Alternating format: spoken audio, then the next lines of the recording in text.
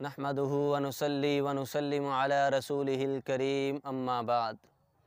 بھائی نے سوال کیا ہے کہ ان لمحات میں، پریشانیوں کے لمحات میں اور فتنوں کے لمحات میں ہمیں بیماریوں سے، پریشانیوں سے بچنے کے لیے کوئی وظیفہ بتا دیں۔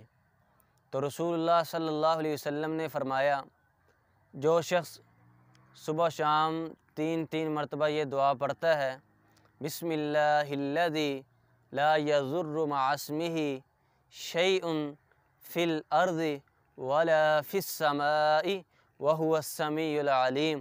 آقا فرماتے ہیں جو شخص صبح شام تین مرتبہ یہ دعا پڑھتا ہے، زمین و آسمان میں کوئی چیز اسے نقصان نہیں پہنچاتی۔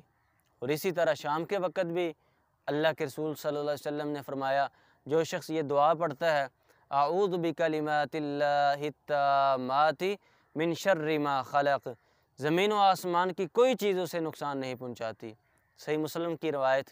ایک شخص اللہ کے رسول صلی اللہ علیہ وسلم کے پاس آیا، کہنے لگا، اللہ کے رسول، رات کے وقت مجھے کسی موذی چیز نے ڈسا ہے۔ تو آپ فرماتے ہیں، اگر تم رات کے وقت یہ دعا پڑھتا تو کوئی چیز تجھے نقصان نہ پہنچاتی۔ تو اس لیے ہمیں ان وظیفوں کو یاد کرنا چاہیے اور صبح شام اپنی زندگی کا معمول بنانا چاہیے۔ اللہ تعالی ہمیں توفیق دے۔ وما توفیقی الا باللہ۔